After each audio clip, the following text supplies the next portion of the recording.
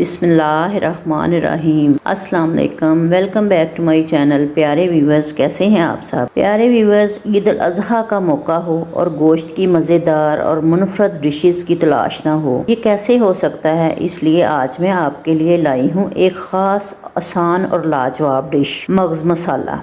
मेरे चैनल पर गोश्त से मुतल्लिक़ कई मज़ेदार रेसिपीज़ आप पहले भी देख चुके हैं, और अगर नहीं देखी तो एक बार ज़रूर विज़िट करें। आज की ये रेसिपी ख़ास भी है और फ़ायदेमंद भी है। मगज़ में मौजूद प्रोटीन, विटामिन B12, आयरन जैसे अहम ग़िज़ाई अज्जा न सिर्फ दिमाग को ताकत देते हैं बल्कि असाबी कमज़ोरी, जिस्मानी थकन और दिमागी कमज़ोरी को भी दूर करने में मदद देते हैं। ये डिश बच्चों, बड़ों और बुज़ुर्गों सब के लिए फ़ायदेमंद है, ख़ास तौर पर इन बच्चों के लिए जिन्हें दिमागी ताकत की ज़रूरत हो। तो अपने प्यारों के साथ ये डिश ज़रूर शेयर करें। और हाँ, वीडियो में आपको बताऊंगी मगज़ मसाला बनाते वक्त लोग कौन सी आम गलतियां करते हैं जिनकी वजह से सालन बदबूदार हो जाता है या जायका कमज़ोर पड़ जाता है। लेकिन फ़िक्र ना करें, मैं स्टेप बाय स्टेप करूंगी आपको मैं गाइड।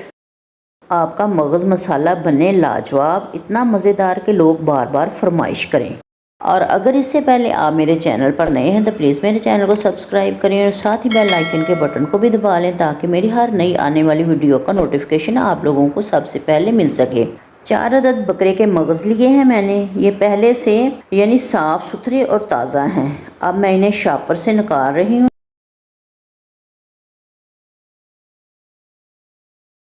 ये देखें, मैंने मगज़ निकाल लिए हैं। अब हम इन्हें उबालने की तैयारी करते हैं। मैंने पहले से पानी गर्म होने के लिए रख दिया था। अब इन मगज़ों को बहुत एहतियात से इस गर्म पानी में डालेंगे।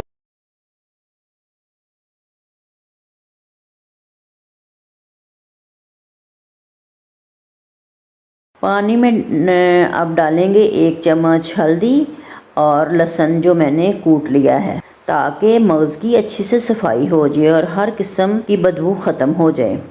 ये तरीका मगज़ को साफ़, बदबू से पाक और पकाने के लिए बिल्कुल तैयार बना देता है। यहाँ पर अक्सर लोग एक बड़ी गलती कर बैठते हैं, वो ये कि मगज़ को बहुत ज़्यादा बॉयल कर लेते हैं। इससे होता ये है कि मगज़ नरम होने की बजाय चिकना, बिखरने वाला या रबड़ जैसा हो जाता है, जो खाने में बिल्कुल अच्छा नहीं लगता। इसलिए हमें इसे बहुत ध्यान से और हल्का सा उबालना है। बस इतना काफ़ी है कि इसकी सफाई हो जाए और खून की बू निकल जाए। जब इसे उबालेंगे तो देखेंगे कि पानी के ऊपर झाग सी आ रही है। ये दरअसल खून की वजह से आती है। इस झाग को किसी छोटी छलनी या चम्मच की मदद से आराम से हटा दें। चूँकि हमने पहले ही हल्दी या सिरके वाले पानी में उबाला है, इसलिए ज़्यादा झाग या बदबू बाकी नहीं रहेगी। अब मगज़ को निकाल लें और पानी फेंक दें। हमारा मगज़ साफ़ और तैयार है।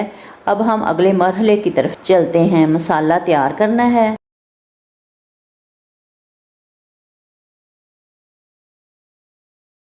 मसाला बनाने के लिए मैंने ले ली हैं 2 दरमियाने साइज़ की प्याज, तकरीबन 2 इंच अदरक का टुकड़ा, 3 से 4 हरी मिर्चें, थोड़ा सा लहसुन।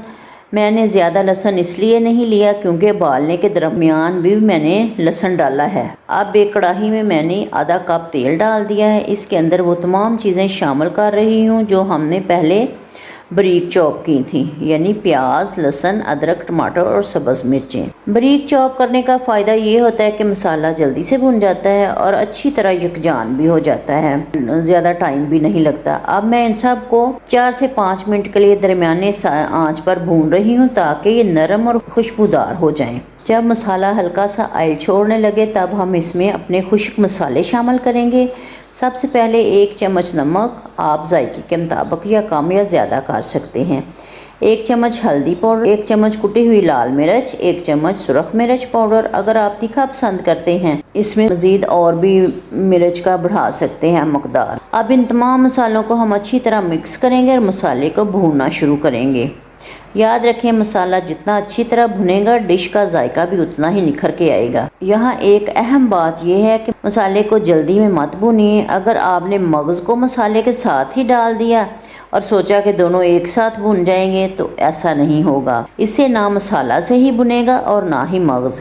इसलिए पहले मसाला अच्छी तरह तैयार करें, फिर मगज़ डालें ताकि दोनों चीज़ों का जायका लाजवाब हो। अब जबकि मसाला अच्छी तरह भुन रहा है और खुशबू आना शुरू हो गई है माशाल्लाह, तो इस मरहले में मैं एक ख़ास टच दे रही हूँ। मैं 1 चम्मच खुश्क मेथी हाथों से कुचलकर मसाले में शामिल कर रही हूँ। खुश्क मेथी को हाथ से मसल कर डालने से इसकी खुशबू और जायका दोनों दुगने हो जाते हैं। ये छोटा सा कदम हमारे मसाले को नहायत खुशबूदार और लाजवाब बना देता है। अब इस स्टेज पर मैं मसाले के अंदर 2 चम्मच अदरक का पेस्ट शामिल कर रही हूँ। आप चाहें तो अदरक उस वक्त भी डाल सकते थे जब हमने प्याज, टमाटर, लहसुन वगैरह डाला था, लेकिन अगर आप इसे मसाले की बनाई के दौरान शामिल करेंगे तो इसका जायका और खुशबू मसाले में अलग ही जान डाल देती है। अदरक का ये पेस्ट ऐड करना मसाले को ज्यादा जबरदस्त और खुशबूदार बनाता है और जब मगज़ इसमें शामिल होगा तो इसके साथ बहुत अच्छा कॉम्बिनेशन बनेगा। अब तकरीबन 10 से 12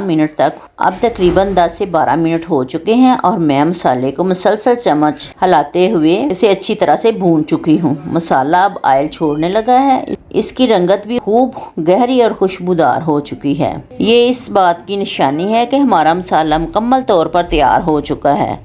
अब मैं मगज़ को एहतियात के साथ मसाले में शामिल कर रही हूँ। याद रखें मगज़ बहुत नरम होता है, इसलिए इसे हल्के हाथों से हिलाएं ताकि ये टूटे नहीं। अब हम इसे थोड़ी देर मसाले में रहने देंगे ताकि तमाम जायका मगज़ के अंदर जज़ब हो जाए।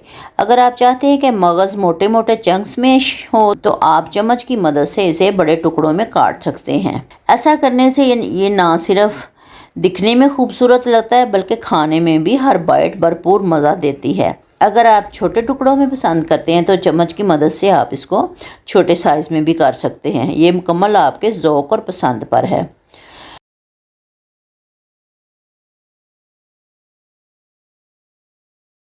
दो से 3 मिनट तक मज़ीद मगज़ को मसाले में हल्की आंच पर दम दिया है और अल्हम्दुलिल्लाह अब हमारा लाजवाब खुशबूदार जायकेदार मगज़ मसाला बिल्कुल तैयार है। अब मैं इसे डिश आउट कर रही हूँ। देखिए माशाल्लाह क्या शानदार लग रहा है, इसकी खुशबू दिल को भा लेने वाली है। यकीन करें इसे देखकर ही मुंह में पानी आ रहा है। प्यारे व्यूअर्स, अगर आपको मेरी ये मज़ेदार और हेल्दी मगज़ मसाला रेसिपी पसंद आई हो तो इसे इस ईद पर ज़रूर आजमाएं। अपने दोस्तों और फैमिली के साथ भी ज़रूर शेयर करें ताकि वो भी इस स्पेशल डिश का मज़ा इस ईद पे ले सकते हैं। अगर वीडियो पसंद आए तो लाइक करें, शेयर करें, मेरे चैनल को सब्सक्राइब करें। खुश रहें और खुशियाँ बांटें। जज़ाकल्लाह खैर। अल्लाह हाफिज़।